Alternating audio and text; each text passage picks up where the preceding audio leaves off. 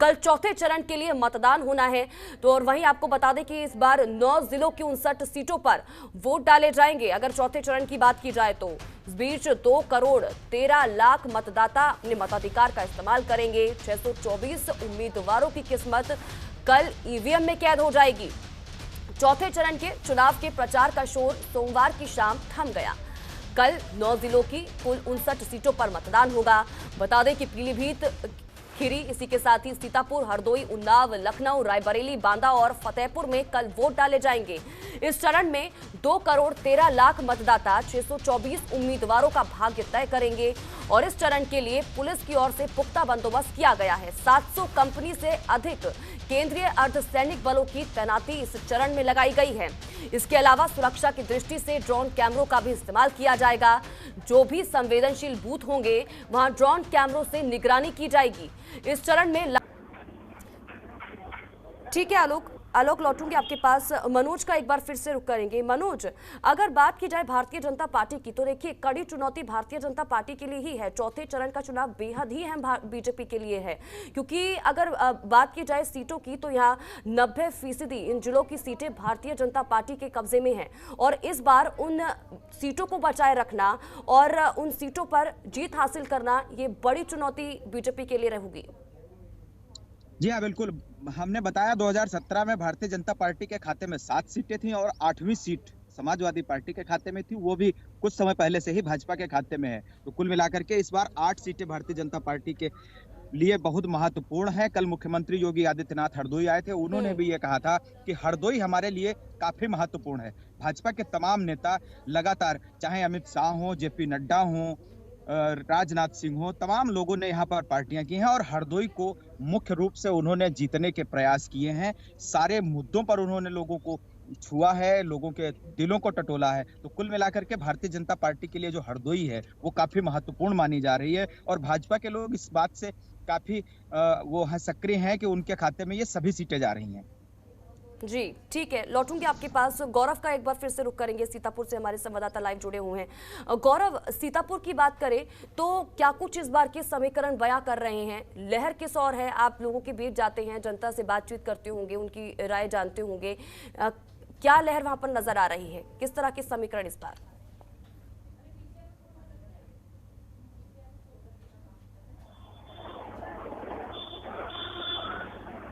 2022 में नहीं है। समाजवादी पार्टी जो पूरी तरह से निष्क्रिय दिखाई पड़ रही थी 2017 के चुनाव में, 2022 के चुनाव में भाजपा को करारी टक्कर दे रही है। भाजपा के लिए बड़ी चुनौती है कि जो इतिहास उन्होंने बनाया था इतनी बड़ी जीत को, उसको दोहरा पाए, ना कि पूरे जो बहुमत है वहां तक पहुंचने की। तो कहीं ना कहीं भाजपा के लिए एक चैलेंज है जिसको एक्सेप्ट करने के बाद में समाजवादी पार्टी कड़ी टक्कर देती हुई यहाँ पे सीतापुर में भी दिखाई पड़ रही है। बिल्कुल ठीक है गौरव, लौटूंगे आपके पास। रायबरेली से हमारे संवाददाता लगातार हमारे साथ लाइव बने हुए हैं। रायबरेली का एक बार फिर से रुख करेंगे। आलोक, जानकारी चाहेंगे, अगर बाकी सीटों के साथ साथ अगर हम रायबरेली पर रुख करें तो ये हॉटस्पॉट सीट में आती है, बेहद ही अहम सीट है भारतीय जनता पार्टी के लिए भी। इस बार रायबरेली में कितनी टक्कर भारतीय जनता पार्टी के लिए होने वाली है? किस तरह के समीकरण वहां बन रहे हैं? क्योंकि अगर 2017 पे हम नजर डालें, मोदी लहर थी, भारतीय जनता पार्टी के लिए काफी आसान रहा था उस वक्त, लेकिन इस बार चीजें बदल चुकी हैं, समीकरण बदले हैं, मुद्दे भी बदल चुके हैं। विकास से तमाम चीजें शुरू हुई थी जब हम चुनावों की तारीखों का ऐलान हुआ था और विकास के बाद आरोप प्रत्यारोप पे भी चीजें सामने निकल कर आई। तमाम बड़े चेहरे जब मंचों पर नजर आए तो एक दूसरे के ऊपर हमलावर होते हुए दिखाई दिए। तो विकास के बाद उन चीजों पर भी इस बार का चुनाव आ चुका है। तो अब उन चीजों के बाद क्या कुछ चीजें बदल चुकी हैं वहां पर, ये जानना चाहेंगे। जी साथी, बिल्कुल जिस तरह से रायबरेली जो हॉट सीट मानी जाती है, क्योंकि सोनिया गांधी का सांसदीय क्षेत्र है और कांग्रेस का गढ़ माना जाता रहा है। और यहाँ से 2017 के विधानसभा चुनावों में मोदी लहर के बावजूद यहाँ के 2 विधायक जो कांग्रेस के जीते थे और दोनों ही विधायक हाल ही में बीजेपी में शामिल हो चुके हैं। ऐसे में कांग्रेस को अपने गढ़ बचाने के लिए कड़ी चुनौती देखने को मिल रही है और वहीं बीजेपी का जो शीर्ष नेतृत्व है लगातार रायबरेली में कैंपेनिंग कर रहा है। अभी बीते एक हफ्ते में लगातार केंद्र से लेकर राज्य के तमाम बड़े मंत्री से यहाँ पर कैंपेनिंग करे हैं और लगातार यहाँ पर बीजेपी जो में कांग्रेस के गढ़ है इस पर सेंध लगाने की पूरी तैयारी कर रही है। ऐसे में कड़ी चुनौती कांग्रेस के लिए मानी जा रही है, क्योंकि यहाँ पे जो रायबरेली कांग्रेस का गढ़ रहा है, यहाँ हमेशा से कांग्रेस के ही विधायक जीतते चले आए हैं। लेकिन 17 में ये समीकरण बदले, 3 विधायक यहाँ पे बीजेपी के जीते और 2 विधायक कांग्रेस के थे, और दोनों ही इस बार बीजेपी में शामिल हो चुके हैं। तो ऐसे में कड़ी चुनौती कहीं ना कहीं कांग्रेस के लिए है, अपने गढ़ को बचाने के लिए। और हाल ही में प्रियंका गांधी वाड्रा ने भी यहाँ पे रोड शो किया है और लगातार यहाँ से लोगों से मिल रही है अपने गढ़ को बचाने के लिए। वो लगातार कैंपेनिंग भी करी है वो, और यहाँ पे कांग्रेस के भी यहाँ पे कई नेता यहाँ पे पहुंचे हैं। और देखने वाली बात जरूर है कि 23 तारीख को जो मतदान होगा, 10 तारीख के नतीजे क्या साबित करते हैं आगे परिणाम के लिए। चलिए ठीक है, बहुत बहुत शुक्रिया गौरव, आपका भी बहुत बहुत शुक्रिया। मनोज और आलोक, आपका भी बहुत बहुत शुक्रिया हमारे साथ जुड़ने के लिए, उन तमाम जानकारी के लिए। फिलहाल बढ़ते हैं आगे। उत्तर प्रदेश में विधानसभा चुनाव के 7 चरणों में से 3 चरण पूरे हो चुके हैं और अब सबकी निगाहें चौथे चरण के चुनाव पर टिकी हुई हैं, जिसको लेकर देखिए हमारी एक खास रिपोर्ट।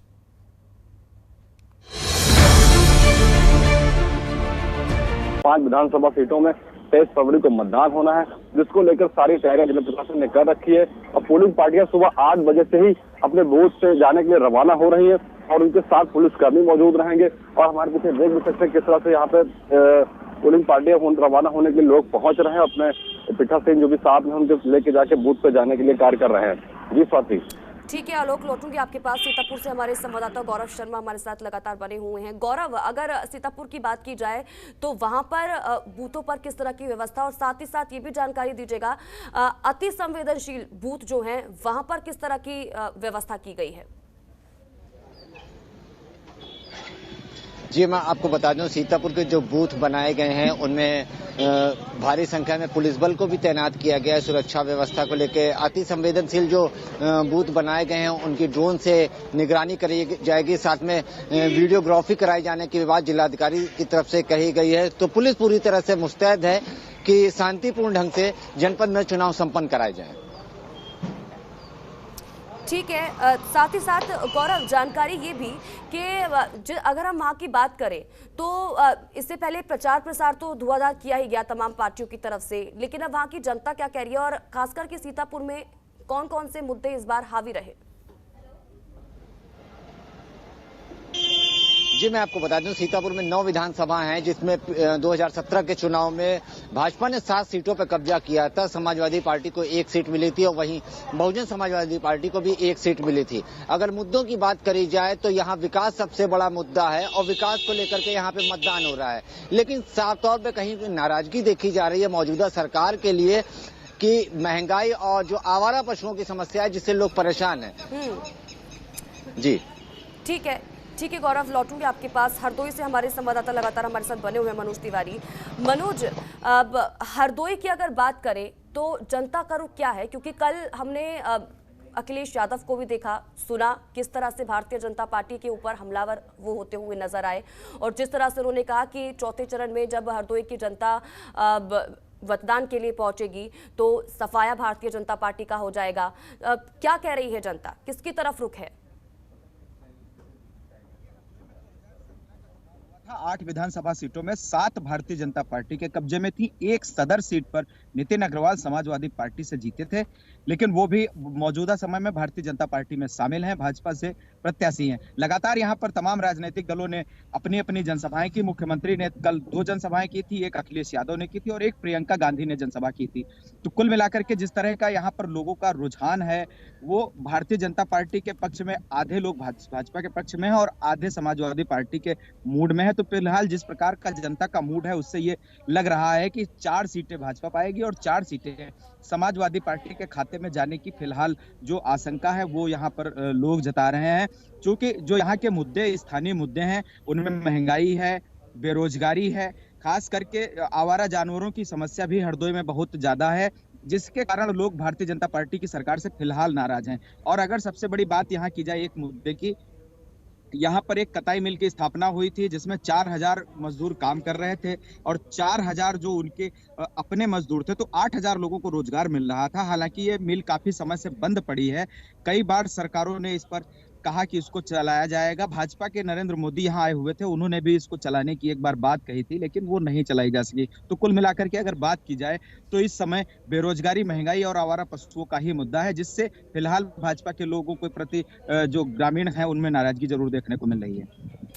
ठीक है मनोज, लौटूंगे आपके पास। आलोक का भी एक बार फिर से रुख करेंगे, ये जानने की कोशिश करेंगे कि रायबरेली में इस बार कौन कौन से मुद्दे रहने वाले हैं जो हावी हैं और जनता क्या कुछ कह रही है। अब रायबरेली से हमारे संवाददाता लगातार हमारे साथ बने हुए हैं। आलोक, रायबरेली की बात की जाए तो क्या जनता का रुख है, क्या कह रही है? विकास देखा उन्होंने, पिछले 5 साल विकास हुआ नहीं हुआ, क्या राय है उनकी, और आगे क्या वो सोचकर कल वोटिंग के लिए पहुंचेगी, ये भी बताइएगा।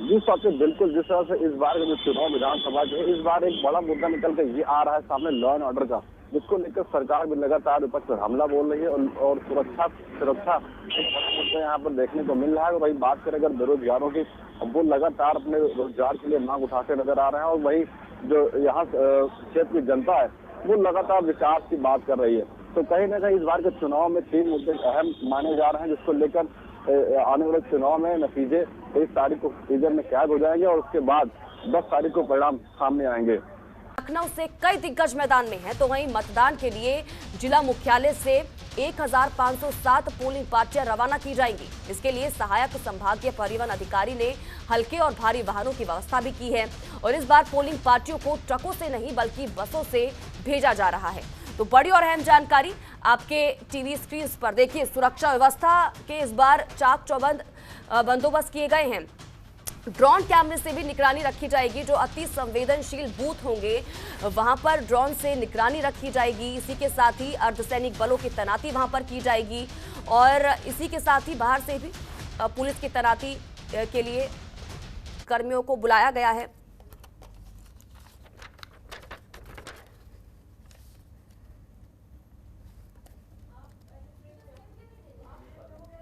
तो देखिए बड़ी जानकारी आपके टीवी स्क्रीन पर।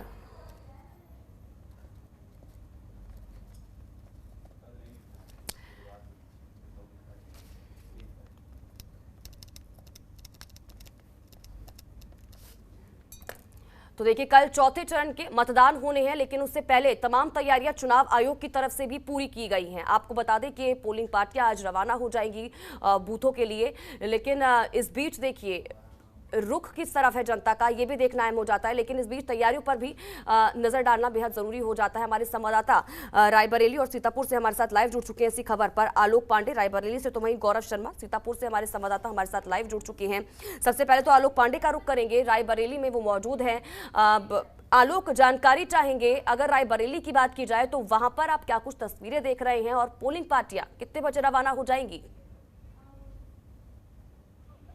बिल्कुल जिस तरह से चौथे चरण का मतदान होने वाला है और उसको लेकर जिला प्रशासन द्वारा सारी तैयारियां कर ली गई हैं। 23 फरवरी को चौथे चरण का मतदान रायबरेली में होना है, जिसको लेकर सभी जिला प्रशासन ने तैयारी कर ली है। आज पोलिंग पार्टियां कड़ी सुरक्षा के साथ रवाना हो रही हैं। आप मेरे पीछे देख सकते हैं, यहाँ पर बैरिकेडिंग लगाई गई है। यहाँ पर पोलिंग पार्टी में जो लोग जिनको जाना है वो लोग पुलिसकर्मी के साथ आ रहे हैं, और इस बार पोलिंग पार्टी को बूथ तक भेजने के लिए परिवहन विभाग ने बसों के इंतजाम कर रखे हैं, और वो बसों के साथ वो मतदाता केंद्र पे पहुंचेंगे, जिसके साथ 23 फरवरी को मतदान संपन्न कराया जाएगा। जी सती। ठीक है आलोक, लौटूंगी आपके पास। गौरव शर्मा सीतापुर से हमारे संवाददाता लाइव जुड़े हुए हैं।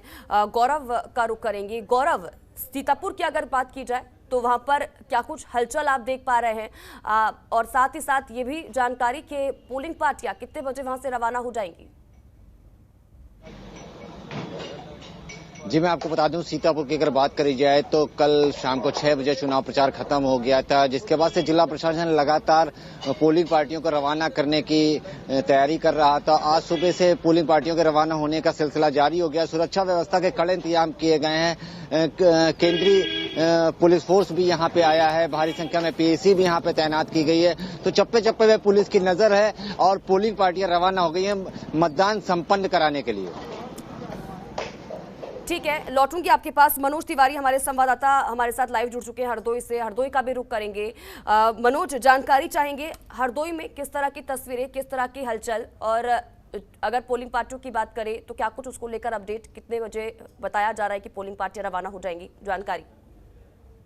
जी हाँ बिल्कुल, देखिए चौथे चरण का चुनाव है और कल यानी 23 फरवरी को हरदोई में मतदान होना है। इसको लेकर के 3501 मतदान केंद्र बनाए गए हैं। 3501 पोलिंग पार्टियां हरदोई से 2 स्थानों से जीआईसी और सीएसएन कॉलेज से रवाना की जा रही हैं। लगातार पोलिंग पार्टियों की रवानगी अब शुरू कर दी गई है। जो बसें हैं वो भी लगाई गई हैं, तमाम अन्य वाहन है उनको व्यवस्था की गई है।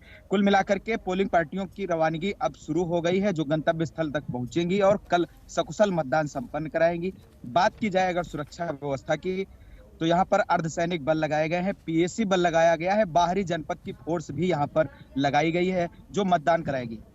बिल्कुल ठीक है मनोज, लौटूंगी आपके पास। आलोक का एक बार फिर से रुख करेंगे। आलोक, जानकारी ये भी, क्योंकि कहा जा रहा है कि इस बार ड्रोन से भी निगरानी रखी जाएगी, जो संवेदनशील बूथ है वहां पर ड्रोन कैमरों से नजर रखी जाएगी, इस तरह की व्यवस्था भी इस बार की गई है। और क्या कुछ उसको लेकर जानकारी?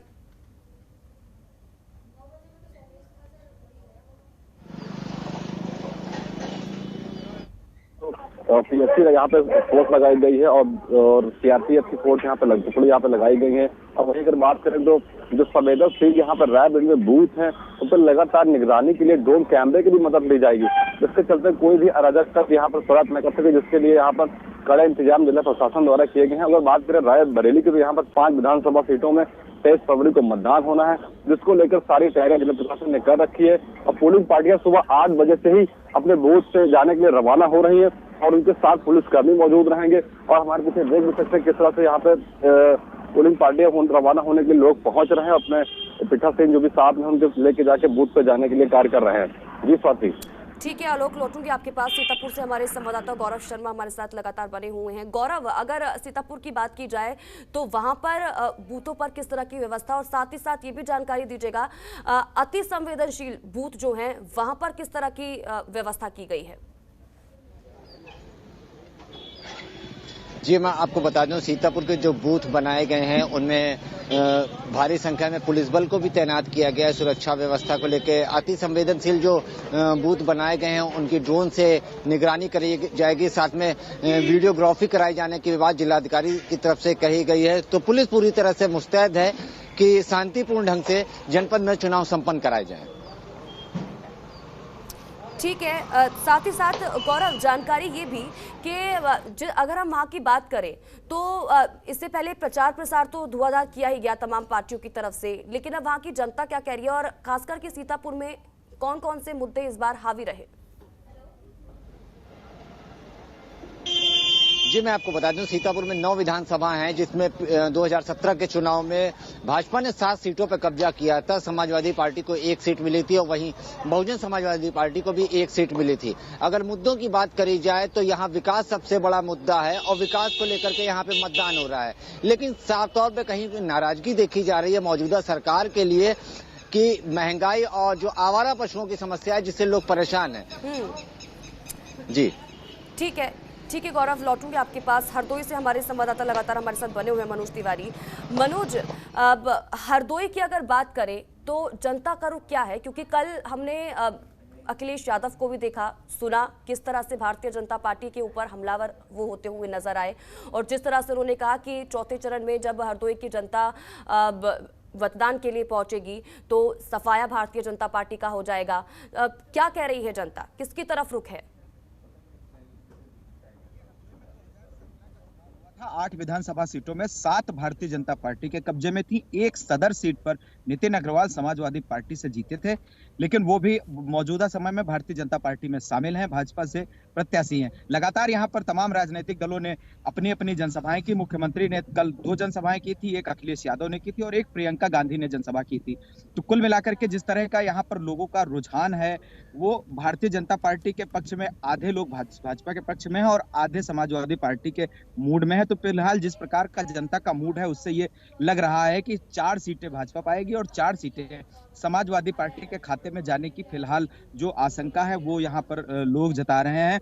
क्योंकि जो यहाँ के मुद्दे, स्थानीय मुद्दे हैं, उनमें महंगाई है, बेरोजगारी है, खास करके आवारा जानवरों की समस्या भी हरदोई में बहुत ज्यादा है, जिसके कारण लोग भारतीय जनता पार्टी की सरकार से फिलहाल नाराज हैं। और अगर सबसे बड़ी बात यहाँ की जाए एक मुद्दे की, यहाँ पर एक कताई मिल की स्थापना हुई थी जिसमें 4000 मजदूर काम कर रहे थे और 4000 जो उनके अपने मजदूर थे, तो 8000 लोगों को रोजगार मिल रहा था। हालांकि ये मिल काफी समय से बंद पड़ी है, कई बार सरकारों ने इस पर कहा कि इसको चलाया जाएगा। भाजपा के नरेंद्र मोदी यहाँ आए हुए थे, उन्होंने भी इसको चलाने की एक बार बात कही थी, लेकिन वो नहीं चलाई जा सकी। तो कुल मिलाकर के अगर बात की जाए तो इस समय बेरोजगारी, महंगाई और आवारा पशुओं का ही मुद्दा है, जिससे फिलहाल भाजपा के लोगों के प्रति जो ग्रामीण है उनमें नाराजगी जरूर देखने को मिल रही है।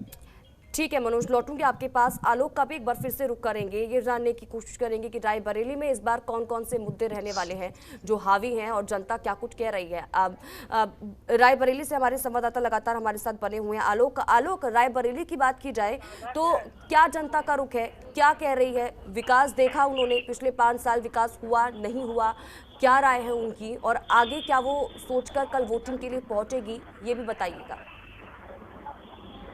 जी साथी, बिल्कुल जिस तरह से इस बार का जो चुनाव विधानसभा के इस बार एक बड़ा मुद्दा निकल कर ये आ रहा है सामने, लॉ एंड ऑर्डर का, जिसको लेकर सरकार भी लगातार विपक्ष पर हमला बोल रही है और सुरक्षा एक बड़ा मुद्दा यहाँ पर देखने को मिल रहा है। वही बात करें अगर बेरोजगारों की, वो लगातार अपने रोजगार के लिए मांग उठाते नजर आ रहे हैं, और वही जो यहाँ क्षेत्र की जनता है वो लगातार विकास की बात कर रही है। तो कहीं ना कहीं इस बार के चुनाव में 3 मुद्दे अहम माने जा रहे हैं, जिसको लेकर आने वाले चुनाव में नतीजे 23 तारीख को टीजर में कैद हो जाएंगे और उसके बाद 10 तारीख को परिणाम सामने आएंगे।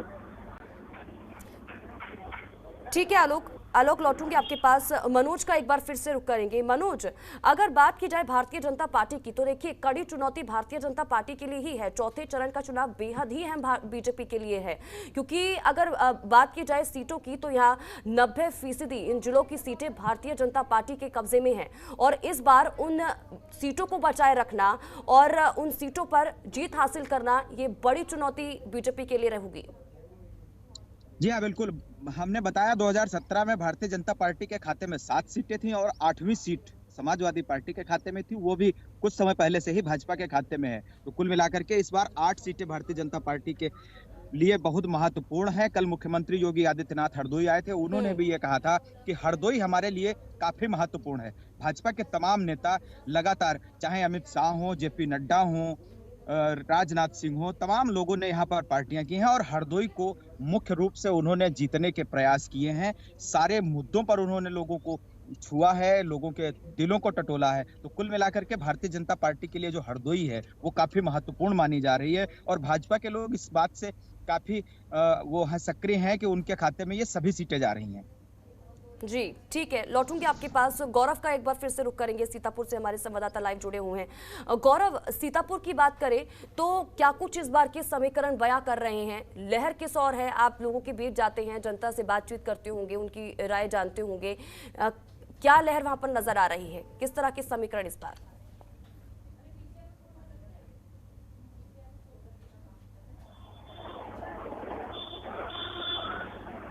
2022 में नहीं है।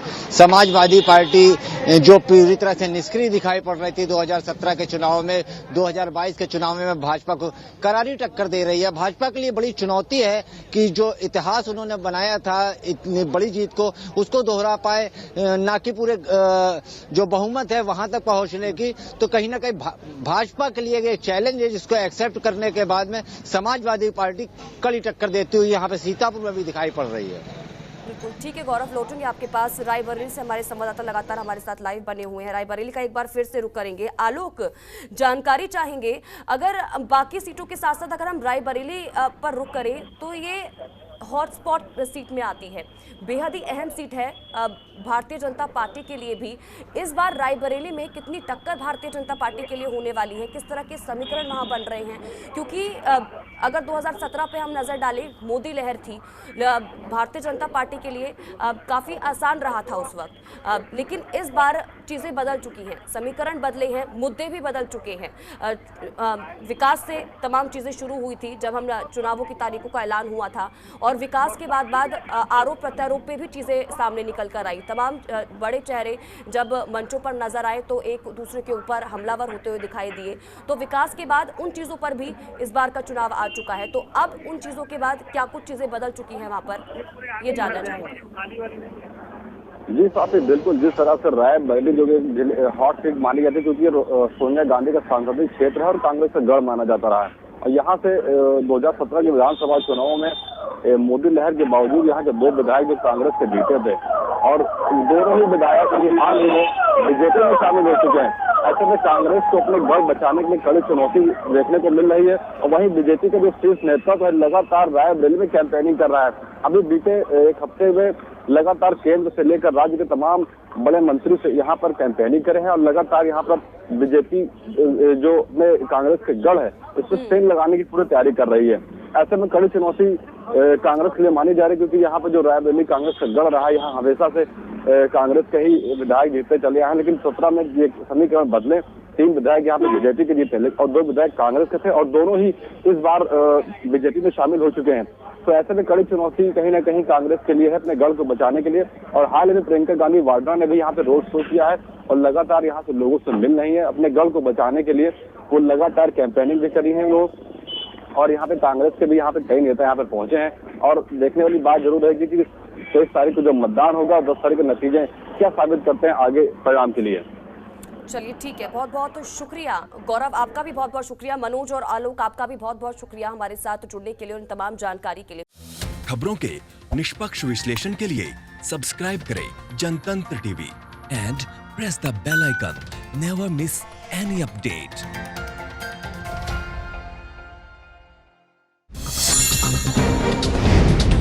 डाउनलोड कीजिए जनतंत्र टीवी ऐप को, जो कि अवेलेबल है गूगल प्ले और ऐप स्टोर पर। अधिक जानकारी के लिए अभी डाउनलोड करें।